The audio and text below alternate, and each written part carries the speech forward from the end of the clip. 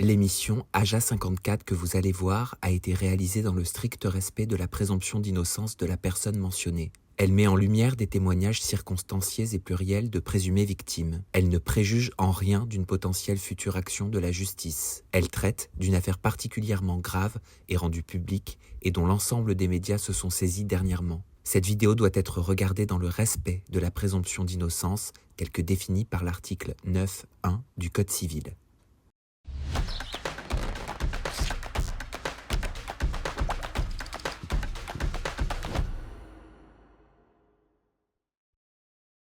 Eh ben, bienvenue dans le 54e numéro d'aujourd'hui. Charles, Mission Prince et Princesse, est avec nous. Illustre candidat, bien sûr, des ch'tis. On va plus le présenter, on est d'accord, Anissa. Ah bah bien sûr. DJ également. DJ Jinda. Ben voilà. C'est gratuit. Voilà. Charles, t'es prêt parce qu'en troisième partie d'émission, tu vas répondre à nos brûlantes questions qui tuent. Hein. Ouais. Pas de problème. Et elles tuent vraiment. Ouais, grave. Voilà. Elle tue. Gros dossier. Aussi, cette semaine, on va revenir en détail sur l'affaire qui secoue le monde de la télé-réalité. Ilan est accusé d'agression sexuelle sur mineur. Il est bien évidemment présumé innocent. C'est un sujet que nous allons traiter avec beaucoup de sérieux parce que les accusations sont graves. Nous ne sommes pas un tribunal. Nous ne le saurons jamais. Et bien sûr, on vous partagera nos coups de cœur. Nos coups de gueule, j'ai osé dire ça, ouais. nos coups de cœur et nos coups de gueule au travers de la rubrique que vous adorez. Bah oui, forcément, je parle du up and down. Allez, on entame le gros dossier. On commence l'émission tout de suite. Ilan, accusé d'agression sexuelle sur mineur. Il est présumé innocent tant que les faits ne sont pas avérés. Nous allons tenter de vous faire comprendre cette histoire qui fait grand bruit à la télévision, dans le monde des médias et sur les réseaux sociaux. Commençons avec un magnéto.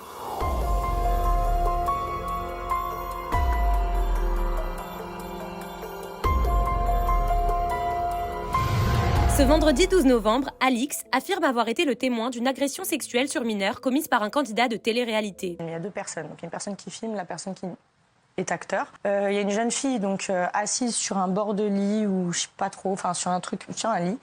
Et la personne en question s'avance vers elle, n'a pas de pantalon. Et c'est très drôle, visiblement. On l'attrape, la jeune fille, par les cheveux. Elle veut pas.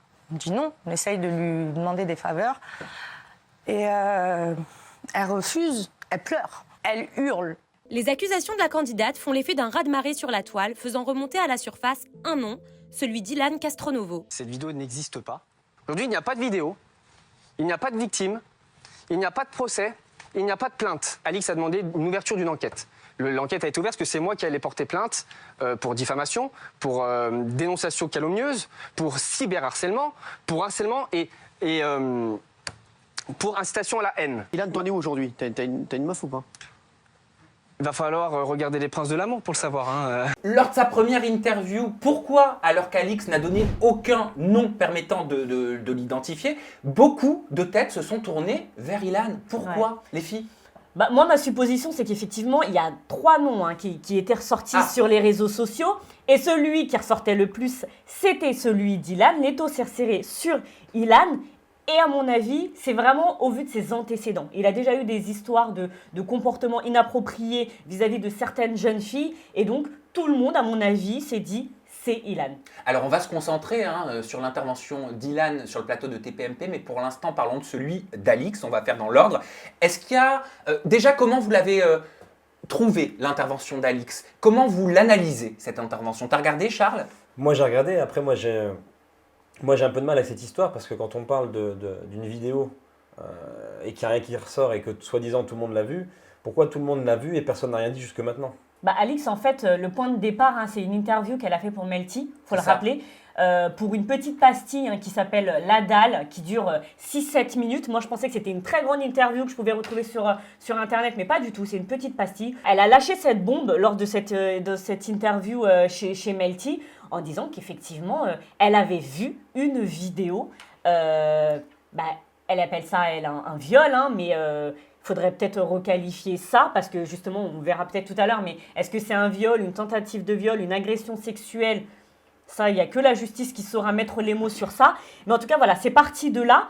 Et forcément, tous les médias en ont parlé, dont TPMP. Moi, sur TPMP, personnellement, je l'ai trouvée hyper à l'aise. Je l'ai trouvée sereine. Je l'ai trouvée claire. Est-ce qu'il y a des zones d'ombre, Anissa, dans le discours d'Alix? Est-ce qu'il y a quelque chose qui t'a percuté? Et on soulèvera la même question pour Ilan par équité.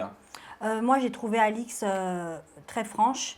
elle a aucune raison de mentir. Après, les zones d'ombre... C'est ton avis? Voilà, c'est mon avis. Pour moi, elle n'a aucune raison de mentir. C'est-à-dire que quand on parle de buzz par rapport à son livre, ce n'était pas du tout son but, parce qu'en un coup de fil, elle aurait pu aller faire la promo de son livre avec Cyril, il l'aurait invité sans problème. Et elle a toujours refusé d'aller sur TPMP. Et là, si elle est venue, je pense, c'est pour justement ouvrir les yeux à certaines personnes dans ce milieu. Alors, les zones d'ombre, pour moi, c'est cette fameuse vidéo. Alors, qu'elle existe... Enfin, je ne sais pas si elle existe parce que pour le coup, tu as Alix qui dit qu'elle a vu la fille qui hurlait, elle a vu tout ça. Anthony Alcaraz dit aussi qu'il a vu cette vidéo. Il y a d'autres candidats qui l'ont dit. Voilà, il y en a beaucoup qui disent qu'ils l'ont vu. Mais est-ce que ça part pas aussi d'un mensonge de la part de Seb? Pas que la vidéo n'existe pas, mais de cette histoire par exemple que la fille était soi-disant mineure, parce qu'on ne peut pas savoir à travers une vidéo. Bien sûr. Voilà. Comment savoir que cette jeune femme était mineure? Alors après mineur, majeur, quand il y a une agression sexuelle, ça change rien, mais c'est un élément à prendre en compte quand même. C'est pas écrit sur le front comme le disait Alix elle-même. Elle n'a pas la carte d'identité comme ça. Voilà, alors je pense, et c'est que mon avis, je pense que Seb Dadi, qui à l'époque avait une haine incommensurable envers Ilan, est parti raconter à Alix pour bien appuyer dessus. Il devait certainement avoir une vidéo parce qu'Alix a dit qu'elle l'a vu, Anthony dit qu'il l'a vu. Bon, il y en a certains qui disent qu'ils l'ont vu, ils l'ont jamais vu, mais pour le coup, je pense qu'Alix, elle l'a vraiment vu. Il y a trop de détails pour qu'elle ne l'ait pas vu cette vidéo, c'est pas possible. Et du coup, je pense que Seb Dadi en a bien rajouté en disant, puis tu sais, cette fille, elle était mineure. On va revenir sur les déclarations de Seb Dadi. Je vous propose tout de suite de parler de l'intervention d'Ilan sur TPMP. Petit à petit, on va refaire tout l'historique, on va remonter dans le passé également. Restez avec nous. On a bien sûr contacté Ilan et son agent aussi. Hein. On a envoyé 2 messages. Tu as fait un appel vocal également, Jinda, son agent Serge, pour leur proposer de répondre à nos questions en plateau. Je préfère disclaim tout de suite. On va traiter cette histoire qui est un gros sujet, trop important, très important, avec sérieux. Voilà, nous ne sommes pas un tribunal, nous ne le serons jamais. Nous sommes là pour relater les faits. Ouais. Voilà, ok, tout simplement. je vous propose de regarder une vidéo extraite du passage d'Ilan sur le plateau de Touche pas à mon poste. J'ai appelé un blogueur, il m'a donné une version d'une vidéo. J'ai appelé un autre blogueur, il m'a donné une autre version d'une vidéo, et la version d'Alix était encore différente. Au moment, j'ai fait, mais c'est pas possible. Et pourquoi elle mentirait? Pourquoi elle inventerait ça? Écoutez, pardon, moi je suis pas là pour ni la juger elle, ni pour savoir quoi comment. Maintenant, la question que je me pose, c'est que moi personnellement, si je suis je suis témoin, pardon, d'un viol sur mineur, et que la personne qui est en face de moi a filmé ça, je vais à la police. J'attends pas 4 ans pour aller chez Melty sans dire de nom à la sortie de mon livre. Le gros point d'interrogation, effectivement, c'est sur cette vidéo. Si cette vidéo existe, effectivement, je pense que c'est notre réaction aujourd'hui à chaud. On le dit tous, oui, bah moi, je serais allée voir la police. Sauf qu'il faut remettre aussi dans le contexte que c'était il y a 2 ans. Il y a 2 ans, Alix faisait elle faisait encore de la télé-réalité, comme tous les autres qui ont vu cette vidéo. Apparemment. Voilà, tous ceux qui auraient vu cette vidéo, sont encore en train de faire des placements de produits, de la télé-réalité. Faut être honnête aujourd'hui. S'ils n'ont pas parlé avant, c'est parce qu'ils ne voulaient pas mettre fin à leur carrière. Alix, elle a parlé aujourd'hui parce qu'elle n'a plus rien à perdre. Elle n'a plus rien à perdre. Je pense que ça la tenait un petit peu à cœur, effectivement. Mais elle en a parlé parce qu'aujourd'hui, tu peux pas la taxer de dire je le fais pour le buzz ou etc. Puisque dans l'émission, elle le dit elle-même, elle veut s'écarter de la télé-réalité. Exactement. Mais moi, ce que j'aime pas, c'est tous ceux, moi j'appelle ça les cafards. C'est comme si tu ouvrais un placard et tu avais un cafard qui sortait, 2 cafards, 3 cafards et un version de cafard. Ils ont tous profité d'Alix pour dire oui, moi aussi j'ai vu cette vidéo, oui, moi aussi j'en ai entendu parler. Pourquoi alors tu n'as pas ouvert tes fesses avant? Pardon, mais pourquoi? Je suis désolée. Alix, elle parle aujourd'hui. Bravo à elle. Moi, je lui dis bravo, même si certains disent elle aurait dû le faire avant, etc. Bah, c'est pour ça que ces candidats qui étaient tous au courant n'osaient pas s'exprimer parce que d'une, ils perdaient leur métier, ils avaient la pression, ils étaient menacés. C'est tout à fait exactement le même concept que quand tu passes dans la rue et que tu vois quelqu'un se faire planter, au lieu d'aller l'aider, bah, tu dis oh, c'est pas mes affaires, moi je veux pas d'histoire. Bah, c'est un peu ça, tu vois. D'un côté, on peut leur en vouloir, c'est certes, mais d'un autre côté, comment leur en vouloir aussi, parce qu'il faut se mettre à leur place aussi. Tu te dis, mais qu'est-ce qui va me retomber dessus si jamais je parle? Là, c'est grave. Là, on parle pas de pot de vin, ça, on parle pas d'insultes, on parle pas de vol. Là, on parle quand même d'un présumé viol. D'une agression sexuelle. Je sais pas, c'est grave. Ces personnes-là n'ont pas de sœur, n'ont pas de mère. Non pas, moi ça me traumatise quand j'entends Alix dire cette jeune fille, elle hurle, on lui tire les cheveux. Des gens ont vu ça et ensuite ont dormi dans leur lit tranquille. Apparemment, des gens ont vu ça. Mais vous voyez, on n'arrête pas de parler de cette vidéo depuis Oui, tout à l'heure, voilà. parce que c'est ce qui a été annoncé par Alix. Elle a commencé Ouais. en disant « j'ai vu une vidéo ». Mais est-ce qu'on ne peut pas, au bout d'un moment, prendre de la hauteur et se dire « cette vidéo, hein, on essaie un petit peu de la mettre de côté, Ouais. parce que cette histoire, elle est très sombre, cette histoire, elle est très grave, elle est très sérieuse, et c'est pas parce qu'il n'y a pas de vidéo que ça veut dire qu'il ne s'est rien passé. Je ne parle pas de cette histoire-là, je parle en général. C'est vrai. Bien sûr. De façon générale. Oui, bien sûr. C'est pas parce qu'il n'y a pas une photo, c'est pas parce qu'il n'y a pas une vidéo qu'une personne n'a pas été mal intentionnée envers C'est une vrai. autre. Oui, c'est vrai, Bien sûr. complètement. Alors Et- pourquoi se focaliser que sur cette Mais vidéo Parce parce que que- c'est la seule parce que preuve. C'est la, c'est preuve, la, c'est le ouais, seul c'est la élément. source. C'est exactement, c'est le seul élément qui peut apporter beaucoup plus, qui peut apporter beaucoup plus de crédibilité aux personnes, enfin à la victime, qui en l'occurrence aujourd'hui, en plus de ça, en plus que la vidéo on la voit pas, on n'a pas non plus de victime. Si elle Si existe. toutefois cette vidéo existe, cette vidéo ne sera jamais exploitée. S'il y a Bien une sûr. jeune fille qui est mise en cause dans Voilà. cette vidéo, et je dis bien si, il ne faut pas qu'elle sorte. Parce que Sur les ce réseaux. que Ilan dit dans l'émission, c'est que certains blogueurs disent qu'ils ont cette vidéo et ils leur proposent de sortir cette vidéo. Bah alors s'ils l'ont, Non. qu'ils Non, l'amènent à la police. À la police, exactement. Ouais, Ne la puis- sortez. Si cette vidéo existe, s'il vous plaît, ne la sortez absolument pas sur les réseaux Bah sociaux. non. Cette jeune fille, parce que personne ne parle de cette jeune fille. Hein. Exactement. Personne. On ne sait pas qui Exactement. elle est, machin. Tout le monde s'en fout. Si cette jeune fille, cette victime existe, si elle était mineure au moment des faits, on peut aussi se demander ce qu'elle est devenue aujourd'hui. Bien sûr. Voilà, on peut se demander si sa famille est au courant, si ses amis sont au courant. Peut-être qu'elle s'est reconstruite, peut-être qu'elle est devenue maman. veut plus qu'on entre-temps. entende parler Elle de veut ça. pas qu'on- elle veut pas en entendre parler. Voilà. Mais moi, ce que j'ai envie de dire, si cette victime, elle existe, elle peut se rapprocher de la police tout en gardant son anonymat. Elle peut se rapprocher d'associations qui peuvent aussi l'aider, peut-être pour se reconstruire, pour en parler, peut-être. Bah oui, parce que ce qui est compliqué, c'est que cette victime, si on la voit pas, il n'y aura pas de plainte. Mais On non. ne peut pas porter plainte par rapport à quelqu'un d'autre. Cyril Hanouna essaie quand même à 2 reprises de revenir justement sur les messages échangés entre Alix et Ilan, parce que quand tu dis clairement en message privé, non, cette jeune fille va bien, tu peux l'appeler si tu veux, c'est que tu sais de qui on parle. Mais justement, il Non, dit mais qu'il y a att- plusieurs vidéos après, Mais il se non, mais rattrape non, comme ça. Mais non, Anissa. Bah oui, Ilan, je sais Ilan, bien. écoute ce que je dis. Ilan dit, cette jeune fille va bien, tu peux l'appeler. Donc ça veut dire quoi? On parle de la même jeune fille. Alix Oui, et lui bien parlent de... sûr, Tu vois bien ce que je veux sûr, dire? bien sûr, on est Donc, d'accord. Et après tu reviens, tu dis, non, en fait j'ai essayé parce que... Bah Voilà, non. il y a beaucoup de zones C'est- d'ombre enfin, quand même. hein. enfin, voilà, C'est- c'est- Géraldine Maillet a essayé de revenir sur certaines Exactement. déclarations, notamment de Cynthia Khalife. C'est ça. Regardez ce qu'elle disait. Cynthia, Ouais. qui a terminé très fragile, Ouais. qui a dit qu'elle avait été harcelée, qu'elle avait vécu un Cynthia, vrai alors, cauchemar. je vais vous expliquer un truc. Et je vais vous arrêter tout de suite parce que les histoires avec certaines filles, dont une que vous êtes en train de citer, je les vis depuis un moment. Moi, l'erreur que j'ai peut-être fait dans ma vie, c'est d'avoir fréquenté des filles, parce que c'est mon ex, Cynthia, c'est mon ex, voilà.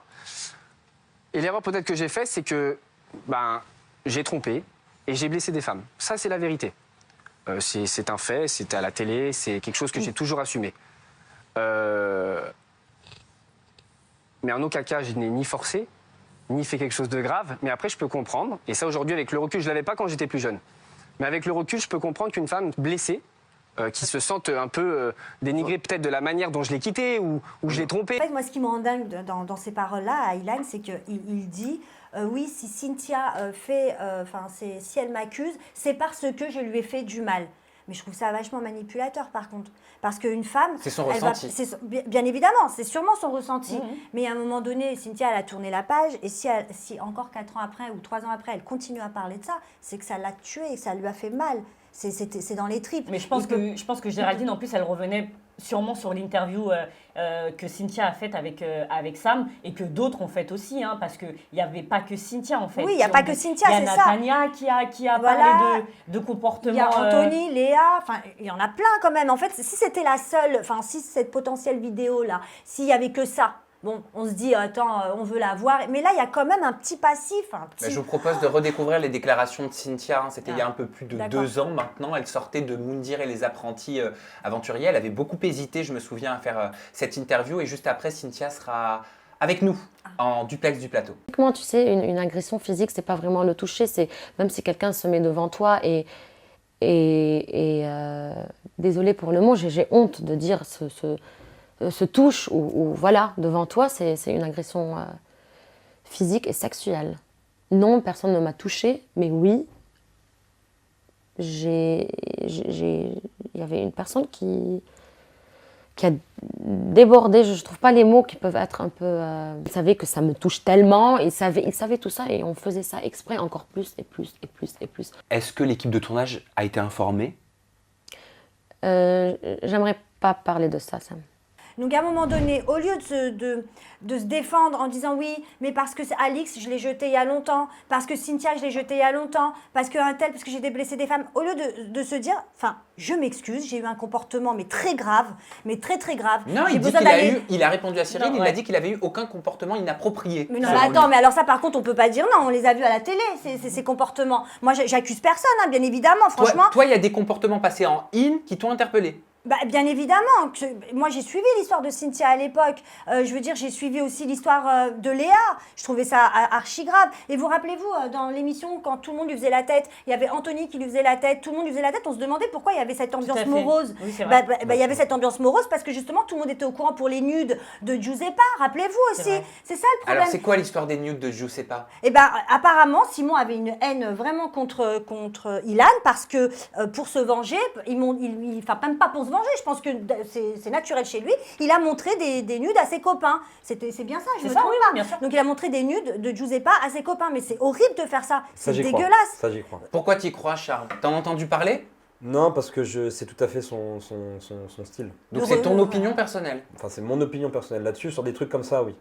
Voilà, on n'est pas obligé de croire tout de suite à cette histoire de vidéo, mais par contre, on peut croire à ce qui s'est vraiment passé. En fait, l'histoire des nudes, effectivement, c'est-à-dire que quand tu regardes Objectif Reste du Monde, tu sens une tension, une animosité que les candidats ont envers Ilan. Et nous, en tant que téléspectateurs, on ne comprend pas pourquoi. Et même Oujdat qui lui dit, toi, j'ai des dossiers sur toi, si je les sors, tu tombes, Exactement, je t'éteins. Exactement. Pourquoi? Et on se demandait. Tout à fait. Il y a même un groupe WhatsApp, d'ailleurs. C'est là-dessus où tout a sauté. C'est-à-dire que... avant même Giuseppa, il y avait Ilona. Il aurait envoyé des nudes d'Ilona. Et sur un groupe WhatsApp où... C'est parti de là l'histoire avec Julien Berthe. Exactement. Où il y a les candidats et les producteurs de Objectif Reste du Monde. À un moment donné, on voit effectivement Ilona, je crois, qui dit... non, ou Julien Berthe. C'est Julien Berthe. Qui dit on parle plus du violeur et celui qui s'est fait une greffe de cheveux, je crois, ou quelque chose comme ça. En tout cas, le mot violeur est employé dedans. Donc quand sur un groupe WhatsApp avec tous les candidats de télé-réalité et des producteurs, tu nommes quelqu'un de violeur, c'est compliqué quand même là. C'est bizarre quand même. Et personne ne réagit, personne... Enfin, voilà, c'est parti un peu aussi de ça. Donc effectivement... pour revenir à ce que dit Géraldine Maillet, il n'y a pas que Cynthia, il y a d'autres antécédents avec d'autres filles, malheureusement. Je vous propose tout de suite d'accueillir Cynthia et de faire valoir son droit de réponse. Bonjour Cynthia Khalife, bienvenue, comment vas-tu? Bonjour Sam.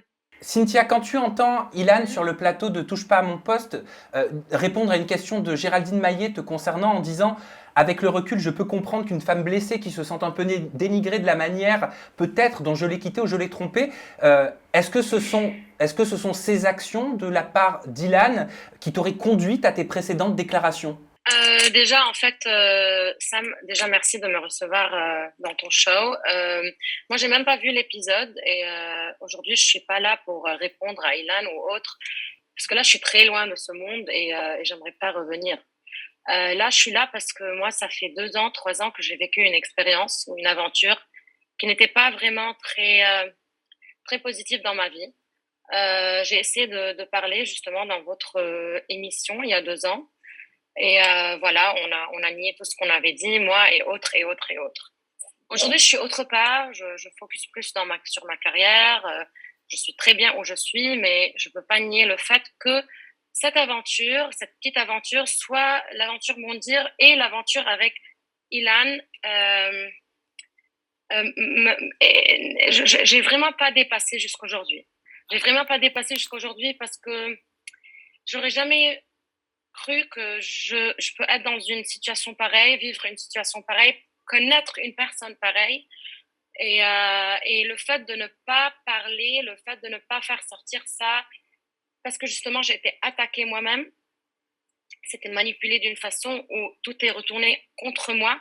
Lorsque moi, et je le dis de nouveau, même si j'aime pas être une victime, mais je l'étais, Et donc aujourd'hui, je suis pas là pour répondre à Ilan. J'ai même pas vu l'épisode. Je regarde pas, mais dedans quelque part, je suis très heureuse de ce qui se passe parce que c'est la justice maintenant. Déjà, je vais pas répondre. Tout ce que je vais dire, c'est juste dire mon histoire très honnêtement avec Ilan. Et après ça, Sam, je veux ni écouter ni répondre. C'est juste ça va me faire sentir beaucoup mieux. Et peut-être je pourrais dépasser cette expérience. Aujourd'hui, je ne parle pas justement de Ilan ou juste de Ilan, je parle aussi de la production qui n'a jamais pris aucun pas, qui savait tout.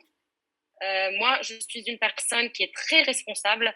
Moi, je suis une personne qui est très forte, une femme forte, établie. J'ai mes amis, j'ai ma famille. J'ai tout ce que je veux dans ma vie. Je ne suis pas une femme faible et j'ai des expériences avec des hommes avant Ilan. Mais comme Ilan, moi, j'ai jamais vu.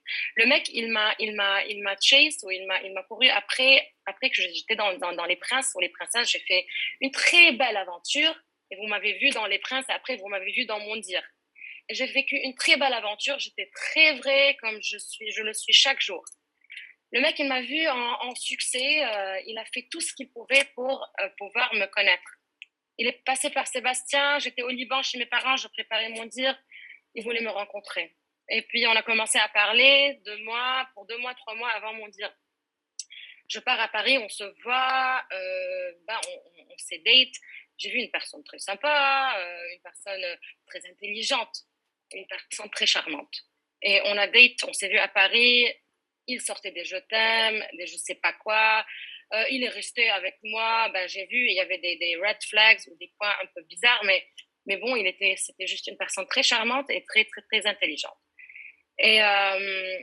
Et donc, on préparait Mon Dire ensemble. Et là, je lui disais à chaque fois, il faut dire à la production qu'on est ensemble. Je lui disais, non, on ne dit rien. Je dis, OK, on a fait tout un plan. OK, le premier épisode, le premier jour, on va tout dire. 2 mois de je t'aime, 2 mois de messages non-stop, 2 mois de passer 24/24 ensemble, 2 mois de me montrer une personne super, super, super charmante et super intelligente. Et après le premier jour sur Mon Dire, il me fait le gros coup. C'est une autre personne complètement. Il fait toute une scène. Il commence à créer des histoires. Il commence à tourner tout contre moi. Etc. On va rentrer ensuite dans la parenthèse de l'harcèlement ou de l'harcèlement sexuel que j'ai vécu parce que je l'ai vécu à Mon Dire et je vais vous donner tous les détails.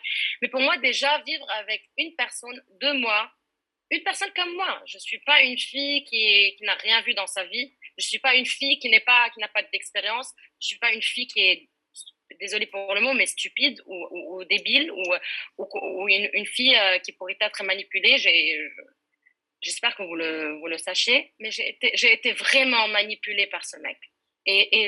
Vraiment manipulée par ce mec. Et tu sais, juste avant d'aller dans l'interview, j'ai voulu rentrer je l'ai bloqué et tout depuis 2 ans, mais je voulais rentrer dans mes messages pour voir à quel point il a pu me manipuler. Moi, qui en fait, je me considère, et vous pouvez voir mon profil et ma vie aujourd'hui, une femme forte, établie, qui a un support familial, un support amical, un support professionnel. Et je n'ai jamais vécu un truc pareil.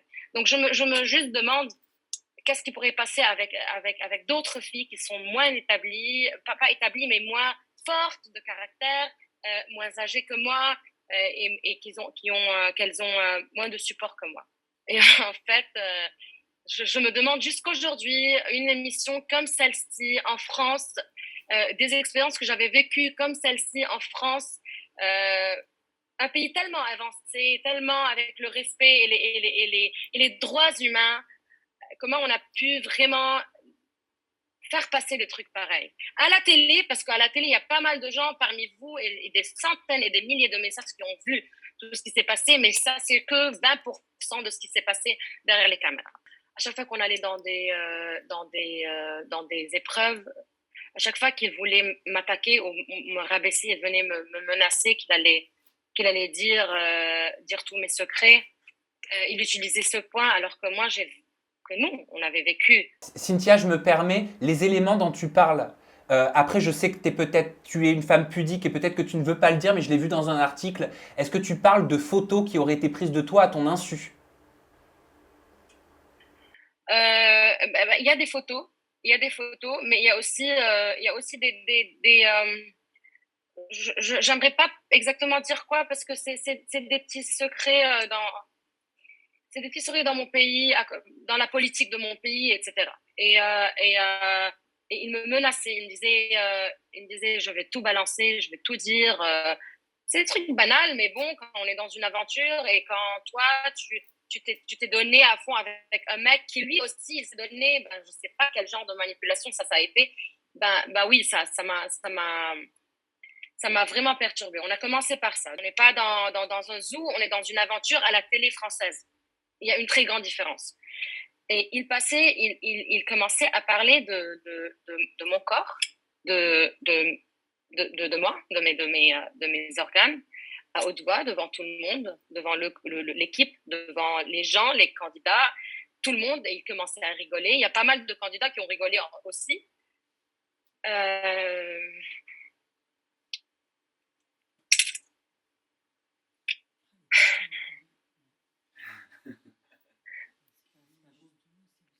Bon. Après, une nuit, on était dans la cabane, et c'était off caméra, c'était après que les caméras et l'équipe partent, c'était la nuit, et en fait, c'était un dimanche, donc c'était un jour off.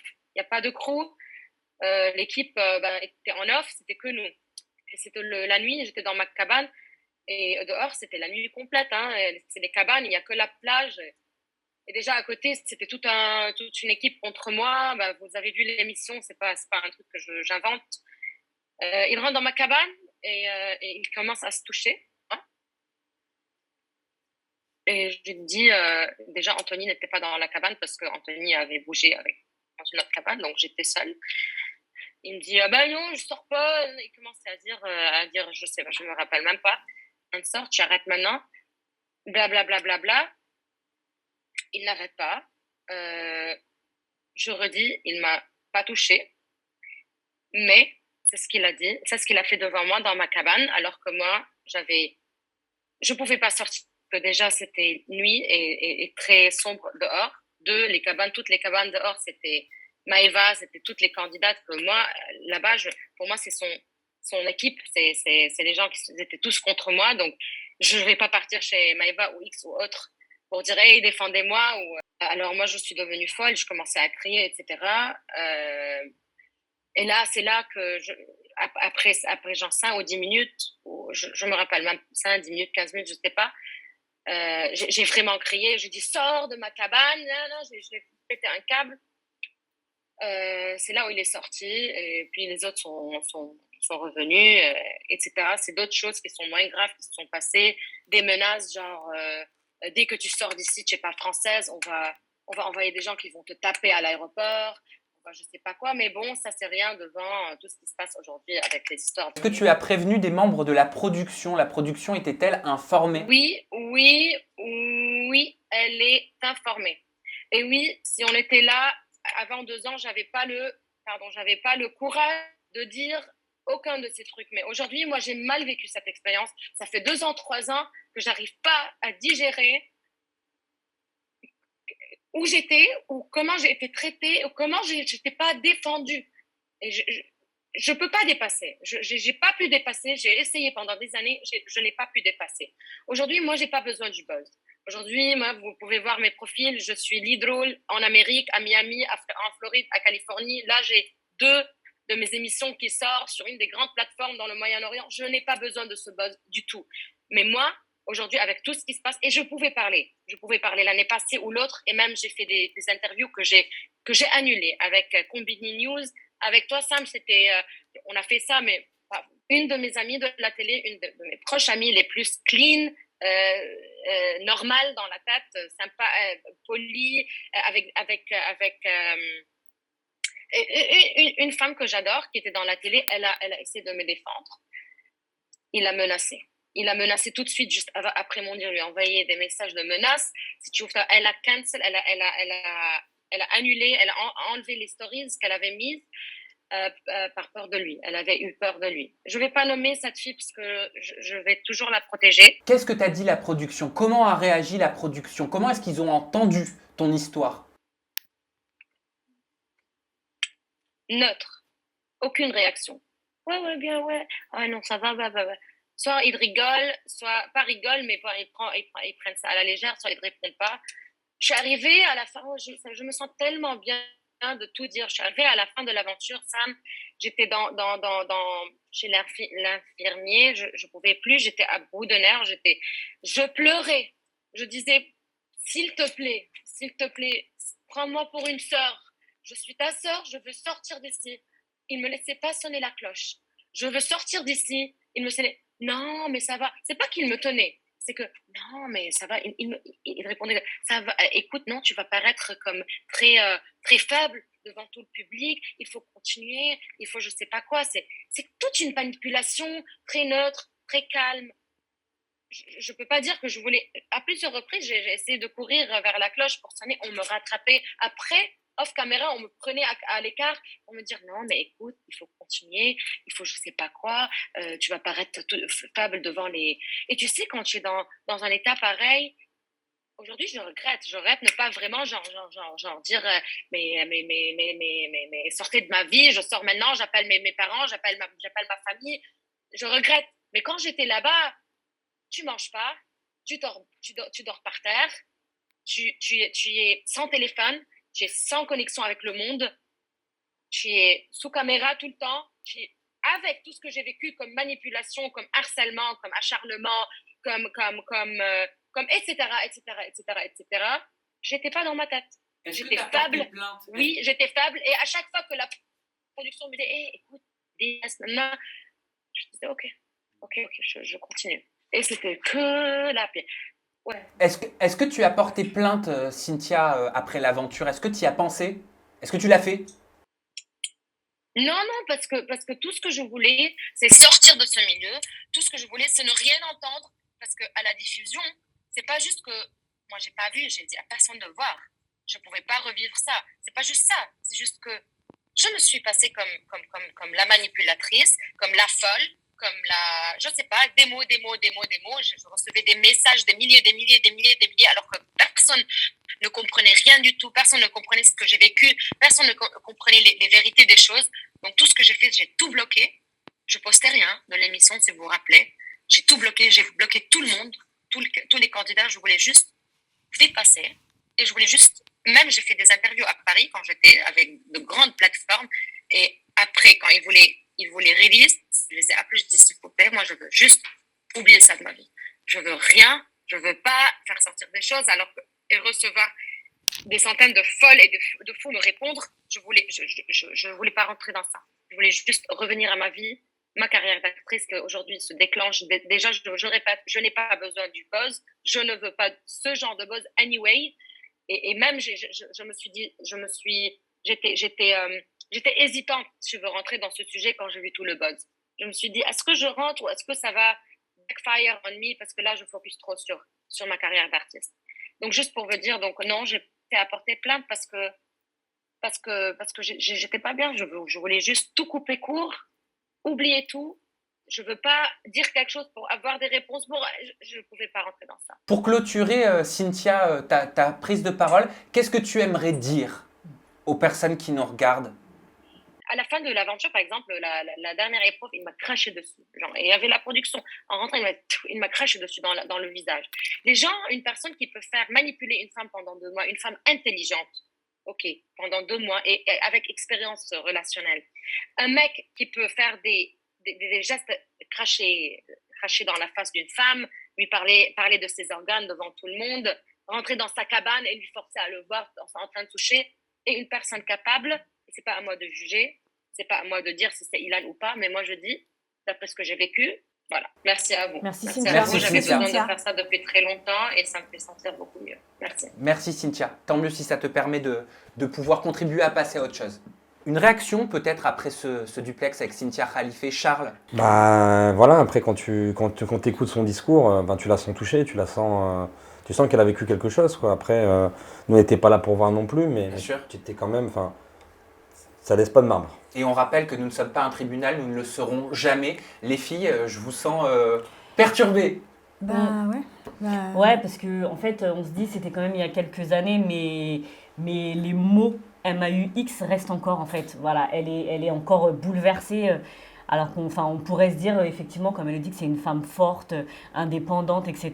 Mais en fait, ça veut strictement rien dire. Et elle a souligné un point qui est très important aussi, c'est que c'est pas parce que elle parle de gestes, voilà, qui se touchaient, par exemple, ça reste quand même une agression.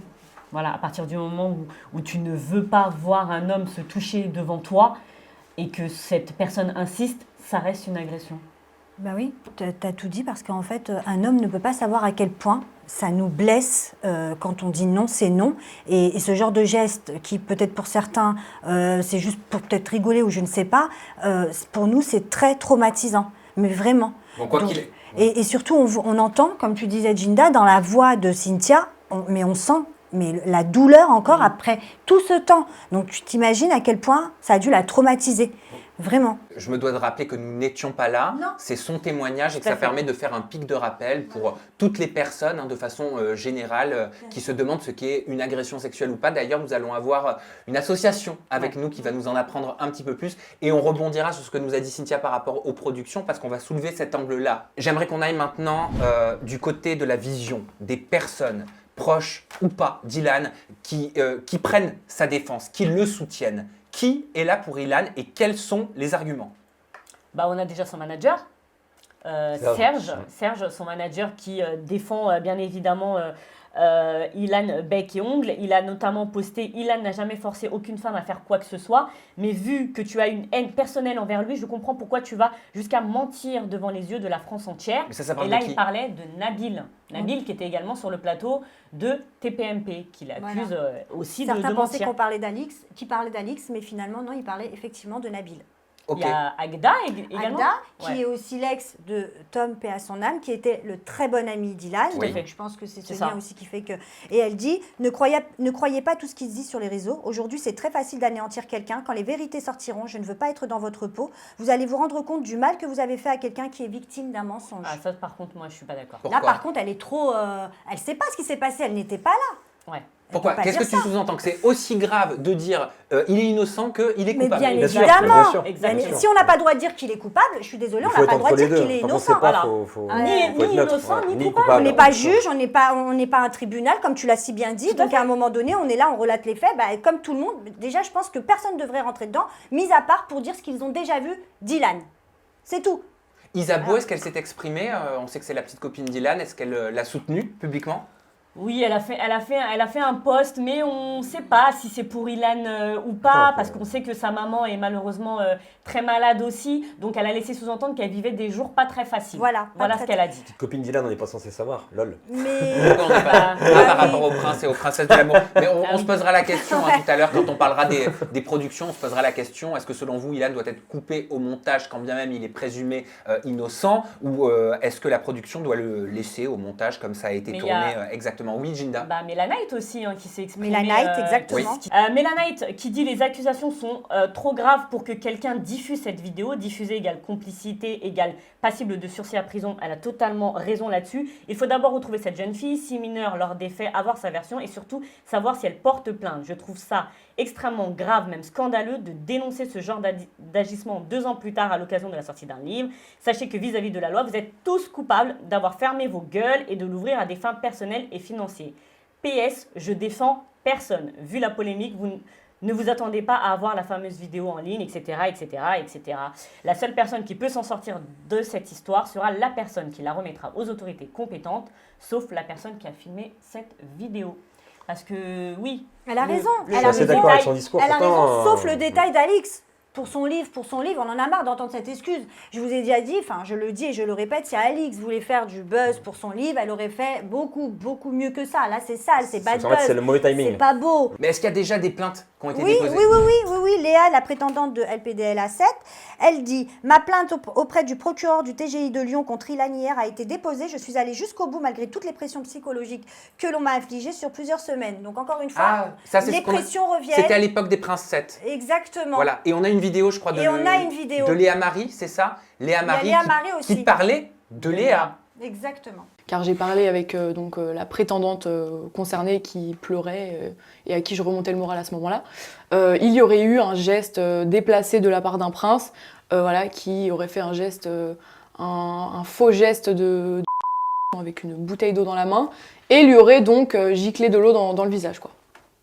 Voilà mes informations. Après, je n'ai pas vu la scène, mais voilà, à mon avis, ça a été fait si tout le monde le dit, quoi. Il y a eu des témoins, donc voilà. Comment a réagi la prod? Ah, mais ils ont pété un câble. Ils se sont dit, mais c'est pas possible, c'est quoi ça? C'est pas digne d'un homme, numéro 1, et c'est pas digne d'un prince non plus. Encore pire, quoi.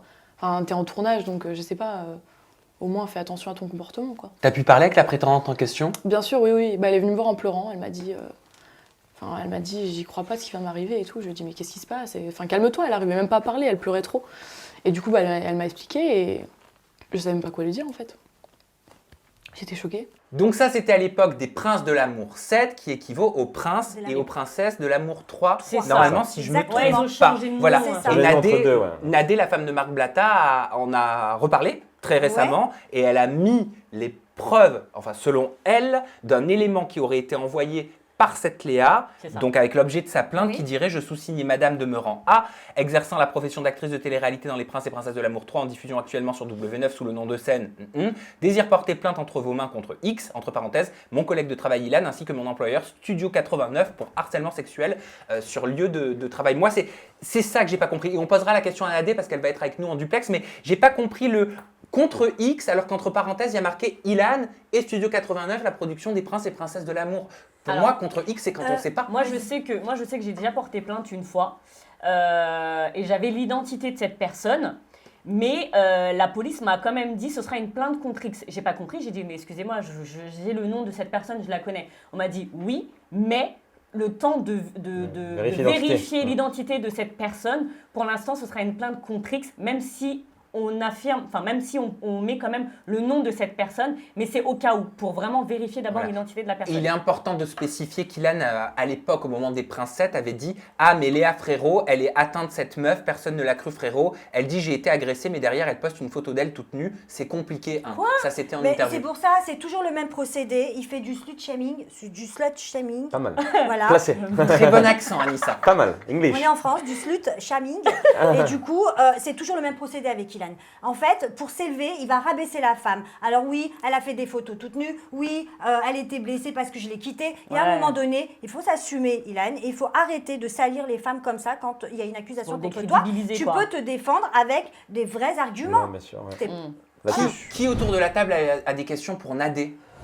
Moi aussi. Bon, et ben Nadé Blatta, la femme de Marc Blatta, est avec nous. Bonjour Nadé, bienvenue sur le 54e numéro d'Aja.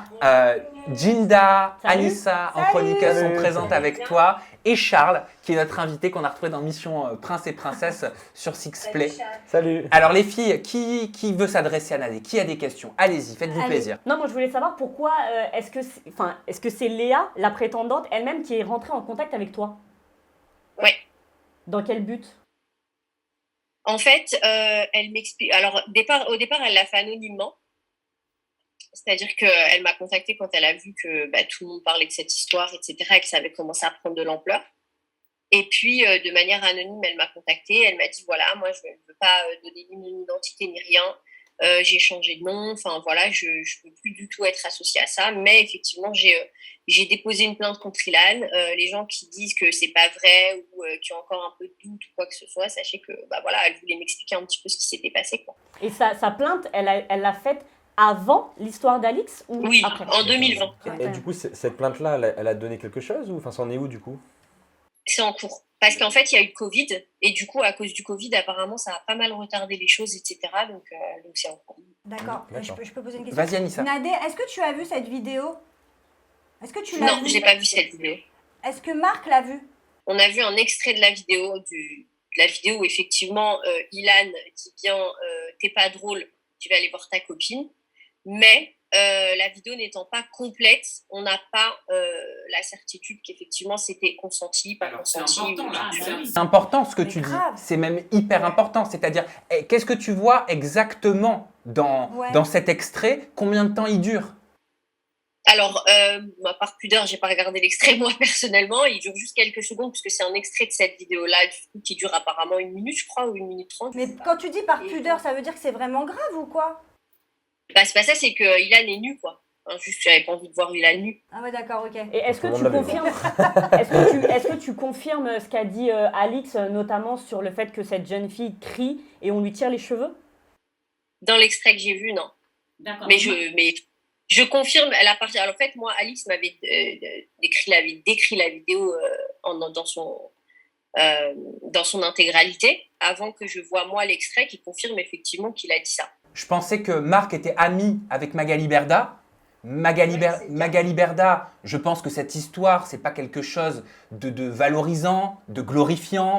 Quand on dirige une agence ou quand on est proche de production, ça vous met en porte-à-faux.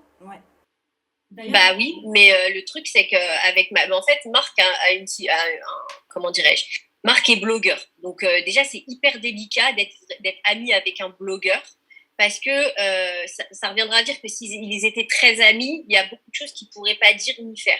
Donc en fait, dans leur relation, ils ont établi des choses qui sont très claires. C'est je fais mon travail, tu ne m'empêches pas de faire mon travail. Mais si effectivement je vais parler d'un sujet, je vais d'abord t'en parler en amont. C'est ce qui s'est passé d'ailleurs avec Carla à l'époque. Elle ne l'a pas empêché de sortir l'histoire de Carla, mais en amont, ils étaient au courant de ce qui allait se passer. Et ce qui se passe avec Ilan, c'est que Magali a cette position-là qu'elle a toujours eue avec tous ses candidats d'ailleurs. Tant que je n'ai pas vu de mes yeux, je ne crois pas. Ouais. Mais ça veut dire que Marc, en amont, on a parlé à Magali Berda avant que l'histoire ne sorte? Ouais, il en a d'ailleurs même parlé à Ilan. Mais ce petit morceau de vidéo là, il tourne comme ça un peu partout, ça vient d'où?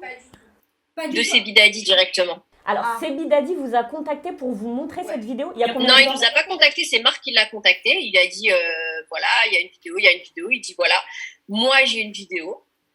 Ilan dit ça, mais je ne peux pas t'en dire plus et le contexte n'est pas forcément celui-là. Mais par contre, Nadé Sebidadi, quand il dit si par malheur un jour j'ai dit que j'avais des vidéos sur Ilan, c'est faux. C'est juste qu'on était en guerre à ce moment-là et je voulais lui faire peur, mais je n'ai rien sur lui et je n'ai jamais rien eu. Ça veut dire que là, avec ta déclaration, tu le fais mentir. C'est faux. C'est faux. C'est clairement faux. Alors pourquoi réagir comme ça publiquement aujourd'hui de la part de Seb? Je pense qu'il a réagi comme ça au départ parce qu'on a parlé de ça, il a été pris au dépourvu sans doute, tu vois, et peut-être que par peur, ou je sais pas, anyway, mais en tous les cas, il a effectivement une vidéo de Ilan, lui, avec une fille, même peut-être deux. Et à un moment de cette vidéo, Ilan dit de sa bouche « Oui, t'es pas drôle, je vais aller voir ta copine ».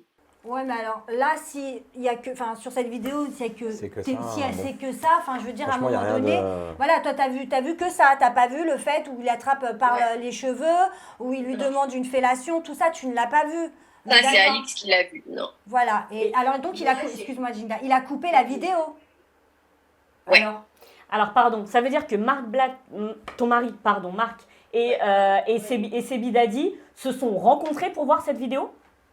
Non, on s'est appelé en FaceTime, en WhatsApp vidéo. Et donc, il lui a montré cette vidéo comme ça? Ouais. Il lui a pas envoyé? Non, mais j'en ai un extrait. L'extrait. Alors, excuse-moi, Nadé, dis-moi s'il te plaît, Nadé, que vous allez aller voir la police pour dénoncer tout ça. Bien sûr. Bien sûr, le problème, moi je vais être très, très franche avec vous, je vais vous expliquer un petit peu parce qu'il y a de la nouveauté dans ce dossier, donc ça tombe bien Sam pour passer cette émission, donc tu auras des petites exclus. Il y a de la nouveauté dans ce dossier, donc je vous explique un petit peu comment les choses se sont passées pour que vous puissiez peut-être comprendre un petit peu le contexte et comprendre les choses. Alix a dénoncé quelque chose la dernière fois donc sur ses réseaux, sur une interview, enfin bref, elle a dit que elle avait vu une vidéo et que dans la vidéo une personne, donc elle ne cite pas Ilan, une personne a eu un acte sexuel violent avec une mineure ou pas mineure, je ne sais pas, non consentie et qu'elle entend une fille hurler, crier, etc., etc. Donc elle décrit cette vidéo. Marc prend donc ses réseaux sociaux en disant pour secouer le cocotier, j'ai vu la vidéo, parce qu'en fait les blogueurs c'est souvent comme ça que ça se passe, tu sais, quand tu dis j'ai vu quelque chose, t'as toujours plein de monde après qui viennent te donner des infos finalement, tu vois ce que je veux te dire. Donc il dit voilà, j'ai vu cette vidéo pour mettre un petit peu la pression et de savoir ce qu'il allait en ressortir en fait. Et de là, les langues se sont déliées. Donc, on a eu Alix, enfin bref, il y a eu plein de gens qui ont confirmé, donc des candidats de télé-réalité qui ont vu cette vidéo. Donc, on a eu Antonia Carraz, Julien Bert qui part dans un groupe avec le RDM qui accuse clairement Ilan de violeur, etc. Nadé, je me permets juste de te couper pour une petite précision s'il te plaît Nadé. D'où elle sort cette conversation WhatsApp? Qu'est-ce qui nous prouve la véracité? Du groupe ORDM qu'on a eu, on nous l'a envoyé en anonyme. Donc ensuite, on a découvert que donc, ça venait de Sebidadi. Enfin, cette vidéo, les gens disaient qu'elles étaient dans les téléphones de Sebidadi. Donc Marc contacte Sebidadi qui d'abord a nié sur ses réseaux sociaux toute présence de vidéo. C'est-à-dire qu'il n'a pas dit je n'ai pas cette vidéo, il a dit je n'ai aucune vidéo de Ilan avec une fille consentante ou non, je n'ai pas de vidéo avec Ilan. Donc ensuite donc, on continue un petit peu de creuser, etc. Et là, et je pense que c'est là le plus important, moi j'ai des témoignages de filles qui se greffent à cette histoire-là. Et du coup, cette vidéo n'est qu'entre guillemets la partie visible de l'iceberg. Sauf que moi, quand je creuse, j'ai des vraies informations avec des vrais témoignages, des filles qui ont fait des choses vraiment horribles, qui m'ont envoyé des choses, etc., qui m'ont envoyé des preuves. Après, donc ça, j'y reviendrai juste après. Et de là, Marc contacte Sebidadi, et ça, c'était hier soir. Il lui dit, voilà, si tu as une vidéo à un moment donné, sûrement qu'Ilan te fait du chantage, parce qu'on a entendu dire qu'il lui faisait du chantage et qu'il le tenait pour antisémitisme, je sais pas tout ce qu'il s'est dit, mais enfin bref, il lui fait du chantage, et donc Marc lui explique que peu importe ce qu'il a pu dire ou faire, c'est très très grave s'il a une vidéo comme ça, et qu'à un moment, il va falloir vraiment en parler en fait. Et donc Sebidadi lui a dit, alors est-ce que c'est pour se défendre ou pas, je ne sais pas, mais je vous donne l'info en exclu, qu'il a une vidéo où effectivement Ilan dit tu n'es pas drôle, je vais voir ta copine. Donc il nous le montre en FaceTime, il nous montre cette partie-là et on l'entend bien de nos oreilles. Mais que le contexte n'est pas celui qu'on pense nous. Et que Alix a complètement menti sur le contexte. Que la fille est consentante, qu'ils sont en train de rigoler, que ça n'a rien à voir, etc., etc. Mais ça change toute l'histoire, là, ce que tu es en train de dire. Ça change tout.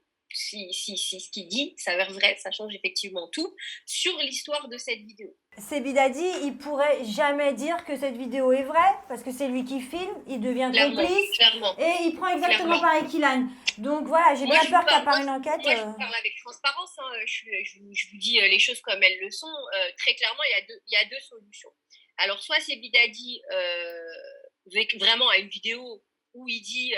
bah non, tu regardes bien, effectivement, c'est pas ce qu'on sait, et c'est pas dans ce contexte, on est tous en train de s'éclater, et auquel cas, je trouve ça vraiment hyper bizarre qu'il attende que Ilan soit sali comme ça autant de temps, qu'il passe à la télé et tout. Enfin, je veux dire, moi, si je savais, j'étais Ilan, je sais que mon pote a la vidéo qui dément tout ce que les gens disent, sors là, je t'en supplie, en fait. À un moment donné, tu vas pas me laisser me salir comme ça, et même si Bidadi qui l'a défendu, bah, ça aurait été son premier axe de défense, et c'est logique en fait, fermer la bouche de tout le monde entre guillemets. Oui, parce qu'on aurait eu la preuve visuelle que tout ce qui a été raconté était faux. Exactement. Voilà, et en fait c'est très simple à démontrer, donc si tu as une preuve que c'est faux, je comprends pas pourquoi ça a mis autant de temps. Donc ça c'est la première hypothèse. La deuxième, c'est de dire qu'effectivement cette vidéo existe vraiment, et que ils n'ont pas envie de la sortir, et qu'ils essayent par un moyen détourné de dire pendant une soirée il y a une nana ou je sais pas, peu importe, et faire semblant que c'était ça. Mais je trouve ça hyper bizarre qu'une semaine après tout ça, il sort de son chapeau une vidéo où il fait non, c'est pas le contexte, et genre, je sais pas, c'est bizarre. Parce que dans ce cas-là, comme il le disait sur TPMP, Alix et Ilan se seraient échangé des messages où Ilan dirait c'est une copine, tu peux l'appeler, elle va bien. Ouais. Mais ce que je comprends pas, c'est que dans ce cas-là, il est sauvé, Ilan, entre guillemets. Bah oui. Donc pourquoi mais le problème, il est où alors, Nadé? Qu'est-ce qui va pas dans cette histoire? Il y a quelque chose qu'on ne sait pas. En fait, ce qui va pas dans cette histoire, c'est que ce qui va pas dans cette histoire, c'est que on parle d'un personnage qui aujourd'hui a une réputation, d'accord? Mais c'est pas grave, on lui en veut pas, c'est un jeune, il peut s'amuser, il peut faire ce qu'il veut avec les filles, etc.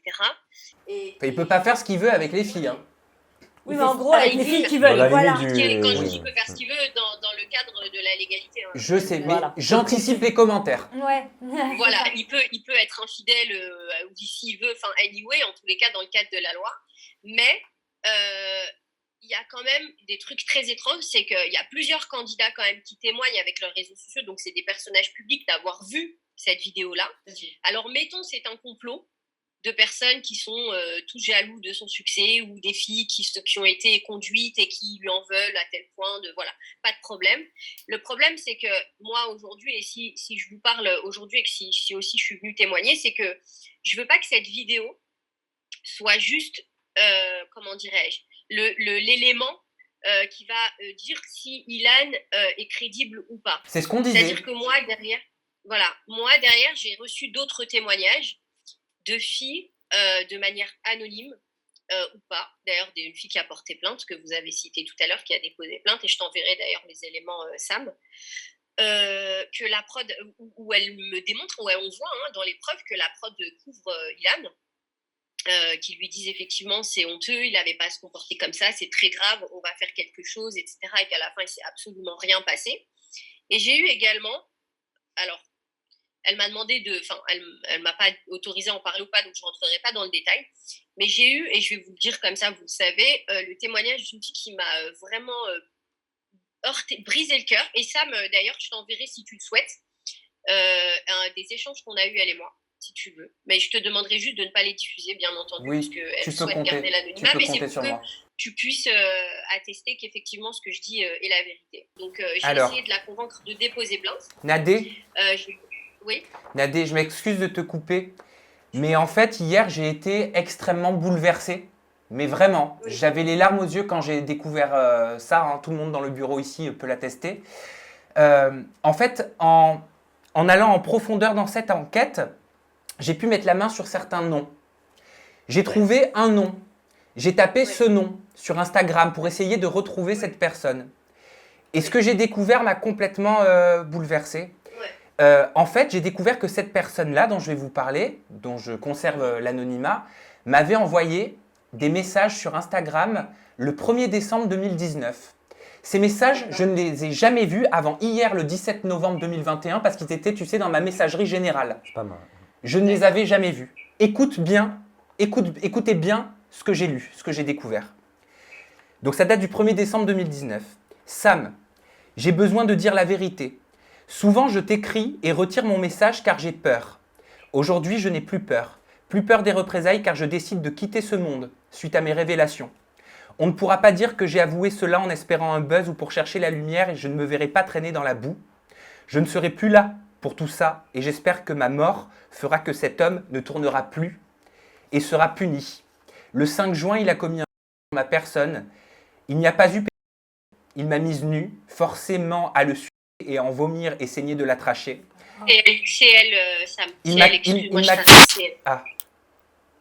J'étais anéanti parce que je n'ai pas vu ce message, Nadé. Parce que si j'avais vu ce message le 1er décembre 2019, je l'aurais appelé. J'ai appelé mon avocate dans la foulée. Ce que j'aurais fait, c'est que je serais allé à la police. J'aurais donné ces messages à la police. Je vais t'expliquer pourquoi j'ai pris la parole sur mes réseaux sociaux. Et vous savez, Marc, c'est quelqu'un qui fait beaucoup parler de lui sur les réseaux sociaux, sur plein de débats. Et j'ai pas pour habitude de prendre la parole sur tout et n'importe quoi. C'est-à-dire que j'ai dû prendre mes réseaux sociaux 3-4 fois pour répondre un petit peu au sujet que Marc truc. J'ai eu cette fille. J'en parle, je vous jure, j'ai des frissons parce que moi, elle m'a parlé, cette personne-là. Et je vais vous expliquer le problème. C'est que, comme je te l'ai dit, il y a eu des examens médicaux. Pour vous expliquer un petit peu la personne dont elle parle, comment dire, essayer de dire ça avec des mots un peu clairs. Donc, en fait, il s'est devant elle, et ensuite, il lui a enfoncé au fond de la gorge à tel point qu'elle a saigné. Elle a eu peur, et elle avait peur d'avoir des MST parce qu'elle avait du sang, donc elle a appelé un médecin. Tout de suite après, SOS médecin, qui a attesté qu'effectivement, voilà, il lui a donné le papier pour dire, voilà, je fais des examens parce qu'elle a eu quelque chose à la gorge, voilà, et elle avait le petit doigt cassé parce qu'elle a essayé de se débattre. C'est ce qu'elle disait dans ses messages du 1er décembre. Voilà. Elle m'a raconté son histoire, j'étais bouleversée. Le problème, c'est que je lui ai demandé de déposer plainte. Je l'ai invité à déposer plainte. Je lui ai dit que si elle avait besoin d'aide financière ou quoi, je lui paierais l'avocat. Je lui paierai tout ce dont elle a besoin dans cette procédure-là, qu'elle ne verserait pas 1 euro, mais je veux qu'elle dépose plainte. Elle était prête. Alors, on a au début discuté, elle avait très peur au départ. Elle n'avait pas forcément confiance. On a discuté d'abord sur Instagram en appel. Elle m'a expliqué son récit. Et le problème, c'est qu'ils ont fait le plateau de TPMP juste après, avec un blogueur qui s'appelle Nabil, qui a expliqué que, je ne sais pas ce qui s'était passé, on l'avait mis dans un coffre, on avait envoyé un tueur, ou je ne sais pas trop ce qui s'est passé. Elle a été prise de panique. Elle m'a dit, je ne peux pas, je suis désolée, j'arrête, excuse-moi, je veux plus en parler, je ne veux plus parler de cette histoire. Alors qu'elle a tous les éléments, elle a toutes les preuves. Bien entendu, je ne peux pas le faire à sa place, je ne peux pas la forcer à déposer plainte. Mais du coup, quand elle a vu ça sur TPMP, elle a été prise de panique. Elle a dit, moi, je suis toute seule. À l'époque, elle avait sa maman est décédée malheureusement récemment, donc elle est très très peinée. Et elle m'a dit, je ne pourrais pas lutter contre, parce que de toute façon, il va s'en sortir.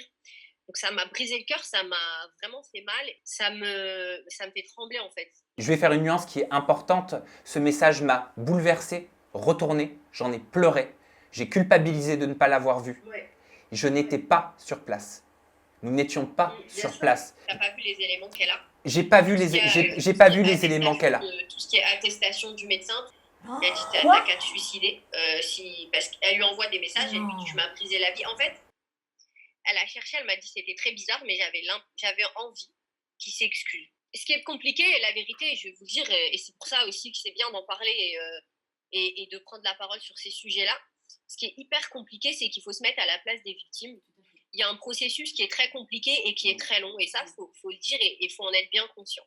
Une femme, quelle qu'elle soit, attention, là je parle pas forcément d'une femme qui a été victime de telle ou telle personne, une femme qui a été victime d'agression sexuelle, elle a tellement d'étapes que c'est très très dur d'aller jusqu'au bout. La première étape, c'est déjà de se dire qu'est-ce qui m'est arrivé. Il y en a plein qui m'ont dit je ne savais même pas si c'était normal.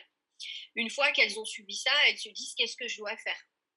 Et ensuite, elles se disent ok, je vais aller à la police. Et il faut savoir que elle est allée à la police, cette personne-là, et la police lui a dit ok, si vous voulez, on vous prend votre plainte, mais sachez qu'il n'y a que 20% des femmes qui arrivent à obtenir gain de cause. C'est pas vrai.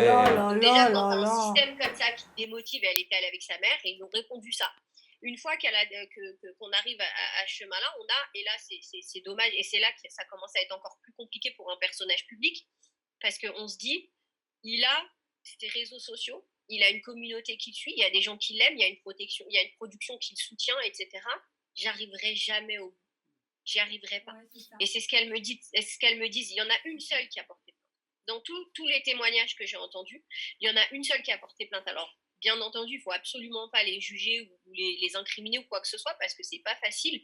Mais il faut savoir que c'est ça qui m'énerve en fait. Moi, ça qui m'enrage, c'est que je me dis finalement, ils y arrivent juste parce qu'ils sont connus, parce que ça fait peur. Parce que les gens ont peur, ils se disent, ils sont connus, ils sont protégés.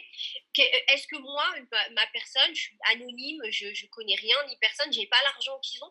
Est-ce que je vais réussir moi à les battre ? Ils ont l'impression de se battre contre un mastodonte, c'est pas possible. Ils y arrivent pas et ils vont pas jusqu'au bout à cause de ça. Je te suis sur les réseaux et justement j'étais un peu, je comprenais pas justement. T'es pourvu d'une mission, j'ai l'impression. Dans ton discours, c'était un peu ça. Je comprenais pas. J'avais même peur, je vais être honnête avec toi, j'avais même peur que ce soit un peu du buzz. Parce que je me suis dit, Marc Blatta qui dit aller sur le compte de Nadé, elle va dire des choses, etc. Je me suis dit, oh non, flemme, faites pas ça sur un sujet aussi grave. Je vais être très honnête avec toi. Je me suis dit, pas sur un sujet aussi grave. Et ensuite, quand je t'ai vu faire cette story dans ta voiture en disant, voilà les filles, si vous voulez, je vais payer pour vous, machin, etc. Je me suis dit, et en fait, c'est parce que tu savais déjà toutes ces histoires-là derrière, en fait. C'est ça. C'est-à-dire que demain, ça se trouve, on va découvrir qu'il y a d'autres candidats télé-réalité, même des acteurs, ou même peu importe, en fait. Il y a des noms, il y a des personnages qui sont publics, qui sont connus, et qui, justement, sous couvert de cette notoriété, se permettent de faire des choses parce qu'ils se disent, mais une pauvre anonyme comme ça, qu'est-ce qu'elle va me faire ? Et je trouve que c'est révoltant.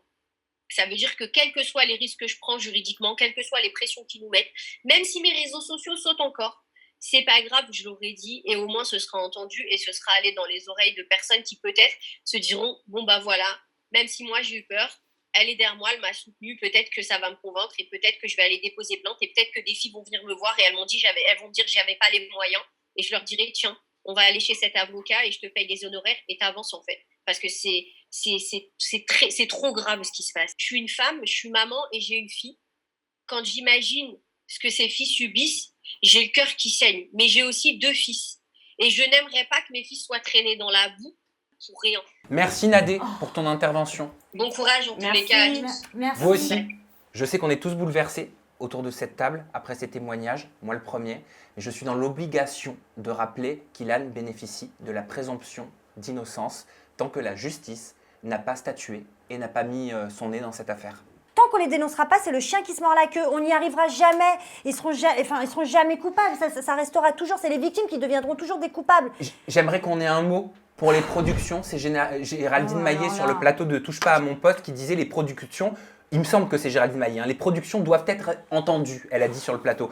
Pourquoi les productions ne réagissent pas? J'ai envoyé il y a 2 jours un message à la direction qui produit Les Marseillais, Objectif Reste du Monde, Les Apprentis Aventuriers. J'ai envoyé un message au producteur dont le nom est sorti, Benjamin Jazzy. J'ai envoyé un message à qui? Je me souviens même pas à qui. La directrice de la communication W9. Oui. Pourquoi nous n'avons aucune réponse? Pourquoi ne rien dire? La politique de l'autruche.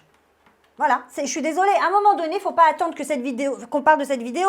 Il y a déjà des années en arrière où on a vu déjà que Cynthia, elle n'était pas bien, on a vu que Léa, elle n'était pas bien. Quand on voit que toutes ces femmes, Josépa, n'étaient pas bien, quand on voit que toutes ces femmes ne sont pas bien par rapport à une seule personne, je suis désolée, on punit la personne et on la prive de ses émissions. Moi, j'ai regardé le live qu'a fait Marc Blatta, justement, avec Léa. Elle a dit à un moment qu'elle l'avait dit à la production et que la prod lui a dit: qu'est-ce que tu veux? Tu veux des émissions? Tu veux des placements de produits? Je reprends ces mots. Donc, on est où là en fait? Ils ont un rôle à jouer quand on sait qu'ils sont sur ce groupe WhatsApp où clairement on traite quelqu'un de violeur, on dit qu'une personne a envoyé des nudes et qu'on met encore ce genre de candidats dans des programmes. On va où? Justement, la question c'est de savoir aussi qu'est-ce qui va se passer là. La semaine prochaine, il est censé être dans l'émission, dans la nouvelle saison des Princes. Ah mais ça passera, hein. Vous verrez bien. Parce que pourquoi? Parce qu'ils partent du principe où ils n'ont pas de preuves. Mais en même temps, c'est la vérité. C'est que c'est que des gens qui parlent pour rien. Mais qu'ils le disent dans ce cas. Mais moi, j'ai envie de les entendre. Je suis désolée. Tant que le tribunal, les tribunaux se sont pas mis dedans, voilà, on prendra les sanctions nécessaires s'il s'avère que. Mais moi, j'ai besoin de les entendre. Moi, j'ai pas envie que. Allez, je le dis, voilà, ce qu'on m'a fait vivre à mon niveau en tant que créateur de contenu sur YouTube, parce que j'ai permis des témoignages comme celui de Natania, parce que j'ai permis des témoignages comme celui de Cynthia, parce que j'ai permis des témoignages comme celui d'Anthony Alcaraz, moi, j'ai pas envie que d'autres subissent les pressions, le chantage, la peur, dont on va tout couper, tu vas plus rien faire, tu n'auras plus de candidats. On t'a dit ça? Est-ce que c'est un comportement à avoir? J'ai même cru à un moment donné, je vous le dis autour de cette table, que c'était moi qui avais un problème, que c'était moi qui n'étais pas corporate, que c'était moi qui n'étais pas assez bien parce que j'allais pas dans ce sens-là. Bah oui, ça arrive à te faire passer, par exemple, de victime à coupable. Mais en fait, ce que ton discours là, il rejoint celui de Léa, c'est-à-dire que la production va laisser sous-entendre que, ok, bah, si tu l'ouvres un petit peu trop, et ben derrière, il se passera plus rien pour toi. Pas d'émission, pas de placement de produits, pas de salaire, pas de rémunération. Et toi, c'était la même chose avec, tu n'auras pas de candidat dans tes émissions. Bon, en même temps... Certains sont passés à l'action. Voilà. Certains sont passés à l'action comme une punition. C'est incroyable. Ça a toujours été ce genre de pression. C'est-à-dire, on t'a fait quelque chose? Comme une punition, oui, dans le sens où... tu vois bien qu'il y a des invités. Depuis quelques temps, il y a plein de candidats que vous ne voyez plus. Oui. Pourquoi, à votre avis? Ah, d'accord. Pourquoi, à votre avis? Parce que tu as une grande gueule. Non, parce qu'il y a trop de vérité. Il y a trop de vérité qui sortent. Non, parce que je dis pas à ces personnes-là, tais-toi, tu ne le diras pas chez moi. Parce qu'on parle beaucoup des productions, mais je vais dire aussi quelque chose. C'est mon avis, mais on ne parle jamais des médias. Les médias spécialisés, télé-réalité. C'est vrai. Pourquoi parfois ils ne parlent pas de certaines histoires?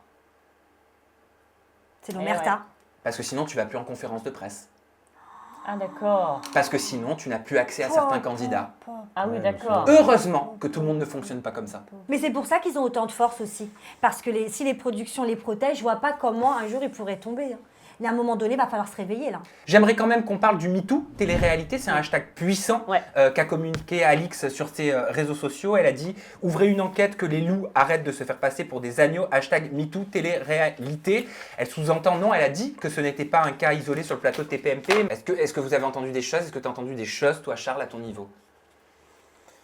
Il y a toujours eu des rumeurs. Après, ça reste que des rumeurs. Hein. Tu peux pas non plus parler sans preuve, sans rien dire, bien sûr. C'est des choses que j'ai déjà entendues. Ce hashtag, on l'avait vu notamment quand il y avait eu le harcèlement, enfin les jeunes filles qui avaient dénoncé le harcèlement sur l'émission Les Anges. On l'avait vu passer ce hashtag, rappelez-vous. Il a changé par la suite, ouais. Voilà, mais au départ, c'était ce fameux hashtag. Oui, mais... Donc, est-ce qu'elle veut relancer quelque chose, Alix, justement? Moi, en tout cas, je pense, au vu de ce qu'a dit Nadé, au vu de ce que fait Alix, parce que j'ai l'impression que les deux, d'ailleurs, sont sur le même combat, à savoir qu'elles ne lâcheront pas l'affaire, et j'espère qu'elles ne lâcheront pas l'affaire et qu'elles iront vraiment au bout. Moi, je pense que oui, il y a quelque chose de très, très grave qui va se passer ces prochaines semaines. Je vous propose de regarder la vidéo extraite d'une story de Marc Blatta. Julien Bers, me force pas à poster tes notes vocales, à poster tes écrits, etc. Prends la parole tout de suite. Ce serait mieux de ne pas couvrir des gens qui ont commis des actes aussi répréhensibles par la loi que moralement également. Parce qu'il y a aussi le producteur, Benjamin Jazzy, qui va être dans la sauce aussi. Ouais, vous avez bien entendu le producteur des Marseillais, que ça fait 3 ans, il est au courant, 2 ans, je sais pas combien d'années, il est au courant que son candidat, il a fait des dingueries, mais qu'il le cache, qu'il le couvre et qu'il lui fait faire des émissions télé. Parce que ouais, au fait que pour faire une émission télé, voilà, pour faire une émission télé, maintenant faut donner de sa personne, quoi. Faut y aller, quoi. Faut vraiment donner de sa personne, de sa chair. Faut y aller, hein, Océane. Wallah que quand je vais ouvrir le dossier, je vais vraiment tous vous éteindre. Eh ben, moi je commence à... Alors, on va parler clairement, moi je commence Charlie à... parle plus. Ouais, non mais ouais, en fait, c'est compliqué, quoi. C'est vachement prenant, quoi. Ça me prend depuis tout à l'heure. Non mais les gars, au départ, nous, dans cette émission, pardon, hein, moi je... Allez, non mais au départ, dans cette émission, on parle de programme. Tu l'aimes bien? T'aimes pas ce candidat, etc. Là, on est en train de parler de supposés viols, d'agressions sexuelles, de gens mis dans des coffres, Mais excusez-moi, on est encore dans... On parle encore de la même chose, je vais vous parler très honnêtement, je le fais depuis tout à l'heure. Là, t'as vu que t'es blasé, là, tu commences à... Ça commence à me dégoûter, ce milieu de la télé-réalité. Et j'en suis triste, parce qu'à la base, c'était pas ça, putain. À la base, c'était du divertissement. On a tous commencé pour rigoler, pour passer des bons moments, pour moi, j'avais pas de patron de produit. Pour kiffer, tout simplement. Et là, j'ai l'impression que de semaine en semaine, c'est la déchéance, ça me dégoûte. Parce qu'on donne trop de pouvoir aux candidats. On donne trop de pouvoir. Trop de pouvoir, trop d'argent, trop de... Et le truc, c'est qu'il y a eu 1 clash, 2 clashs, donc ça a fait tellement du buzz, ça a tellement fait scandale, les audiences ont augmenté qu'ils ont pensé qu'ils pouvaient continuer comme ça constamment et de pire en pire. Tu vois, parce que là, ça devient... C'est très grave ce qui est en train de se passer. Mais vraiment, il y a un moment donné, il faut que les productions se réveillent. Mais ça veut dire, ils pensent à quoi? Il y a nos enfants qui regardent la télé à un moment donné. Il y a des enfants qui regardent, non? On est d'accord ou pas? Oui, on est d'accord. Ils vont faire pareil à l'école. On précise qu'il n'y a pas toutes les productions qui fonctionnent comme ça. Des bonnes productions. Non, mais c'est comme dans la vie. Voilà. Il y a des bons candidats de télé-réalité aussi. Comme il y a des bons producteurs et des mauvais producteurs. Mais bien sûr, et heureusement j'en connais. Vous vous rappelez l'époque Star Academy, Love Story, mais c'était pas malsain comme ça. Pourquoi? Parce qu'ils étaient naturels, il n'y avait rien de... Maintenant, c'est le buzz. Vous savez, la phrase préférée des candidats, c'est quoi? Qu'on parle de bien ou en mal du moment qu'on parle de moi. Vous trouvez ça normal? Déjà, cette phrase, elle me répugne. Même si c'est du sale, ils s'en foutent puisqu'ils gagnent de l'argent. Et puis, tu as les agents derrière ou tous les... Qui poussent pour les placements de produits. Vas-y, tu t'en fous, fais du buzz, tu t'en fous. Il y a un moment, l'autre, elle est en train de pleurer, en train de raconter quelque chose. Et derrière, elle te dit... Et il y a aussi ce string qui est canon quand tu fais des pipis. À un moment donné, franchement, Sam, ça devient très, très grave. Quand on voit notre état là autour de cette table, mais c'est anxiogène, c'est toxique, c'est envie de gérer, comme tu dis, ça donne je regrette de m'être laissé aller à mes émotions. Ça génère tellement. Tu vois, ça y est, je regrette déjà de m'être laissé aller à mes émotions. Bah ouais, mais on est humain, ça, t'es un humain. Heureusement que t'es comme ça, t'es humain. Elle aussi, elle allait pleurer tout à l'heure. Mais moi, parlais Nadé, j'avais des frissons. Tu te rends compte? Bien évidemment. Mais attention, aujourd'hui, elle avait lâché un mot, Alix, qui était le mot lâche. Elle a dit « j'ai été lâche, on a tous été lâches ». Et moi, je pense qu'effectivement, il y a une industrie aujourd'hui. Ouais. Les gars, ces candidats de télé-réalité, ils génèrent tellement d'argent. C'est ouf. Tu vois, ils génèrent tellement d'argent qu'un candidat comme Ilan ou comme d'autres, aujourd'hui, ils génèrent tellement d'argent que si tu les retires des programmes, si tu les retires de ces agences, c'est aussi perdant pour eux. Donc est-ce que c'est pas pour Mais ça tout qu'ils- est relié, attention, Ouais, tout mais est alors relié. pourquoi- Les programmes, les agences, tout est Ouais, relié. mais alors maintenant. pourquoi ils gagnent autant d'argent? Parce que le public aussi ne fait pas son travail d'arrêter de les suivre, d'arrêter de les suivre Eh dans ben, leur délire. justement. Et c'est ça que les producteurs, ils voient, ils se disent, oh ben le public aime ça, on va continuer. Sans aucune valeur, sans aucun principe, c'est pas grave, on s'en fout. Ça doit pas, c'est pas possible, il faut que le public aussi arrête ça. Faut qu'il Et le CSA a un rôle, et le un CSA, rôle bah alors lui, hyper je sais pas où il est, important. hein. On va tout de suite accueillir Léna, une des porte-paroles de l'association Nous Toutes, voilà, parce qu'on estime tout simplement autour de cette table, outre toute cette histoire, outre la télé-réalité, voilà, c'est important de sensibiliser sur ce qu'est une agression sexuelle, voilà, et on va lui poser quelques questions. Bonjour Léna, merci d'être avec nous. Salut. Salut. Donc Léna, je l'ai dit, tu es porte-parole pour l'association Nous Toutes. Est-ce que tu peux, ça peut paraître bête, hein, je suis désolée de dire ça, mais est-ce que tu peux nous rappeler ce que c'est, qu'est-ce que ça peut être une agression sexuelle? Alors, une agression sexuelle, c'est toute atteinte sexuelle commise avec violence, menace, contrainte ou surprise sur 5 zones différentes. Donc, il y a fesses, seins, entre les cuisses, le sexe et la bouche. Pourquoi de façon générale, quelle que soit l'histoire depuis la nuit des temps, les victimes ont du mal à parler, ont du mal à déposer plainte? Alors, il y a plusieurs choses. La première chose, c'est que déjà, on vit dans une société où constamment, on remet en cause la parole des victimes. On leur demande toujours, justement, pourquoi elles n'ont pas parlé avant, et si elles n'ont pas parlé assez tôt, trop tard. En fait, il faut toujours un bon timing. Sauf que le timing, il n'y a que la victime qui peut le choisir. On parle quand on se sent prêt, parce que vivre des violences, ça implique de vivre un traumatisme violent. Certaines victimes peuvent occulter ces violences. On peut se sentir, quand on voit que constamment la parole est remise en cause, on a peur de prendre la parole, d'être culpabilisé, que les violences que l'on a subies soient minimisées ou banalisées. Donc tout ça, ça prend un certain temps. Ok. Quelles sont les pressions qui peuvent être exercées, toi qui es aux côtés de nombreuses victimes, qu'est-ce que tu constates? On peut donc il y a différentes manières de silenciation des victimes. On peut menacer. Souvent, on se fait les victimes de violences se font traiter de folles. On dit qu'elles font ça pour l'argent, que c'est pour le buzz. Alors qu'on le rappelle bien, dénoncer des faits de violence, premièrement, ça n'a rien de gratifiant, et de deux, ça n'apporte rien. À partir du moment où on témoigne de violences qu'on a subies, c'est tout un parcours de la combattante qui se met en place. Bien sûr, Léna, mais on sait aussi qu'il y a des lois en France. Et il y a ce qu'on appelle, ce que les institutions appellent la diffamation. Est-ce qu'il n'y a pas aussi un souci au niveau de cette loi en lien avec la prise de parole quand on sait, quand on a connaissance de faits qui ne sont pas normaux? Parce que les gens ont peur de parler à cause de ça aussi. Oui, alors le problème, c'est qu'il y a tout un problème systémique au niveau de la prise en charge des victimes au commissariat.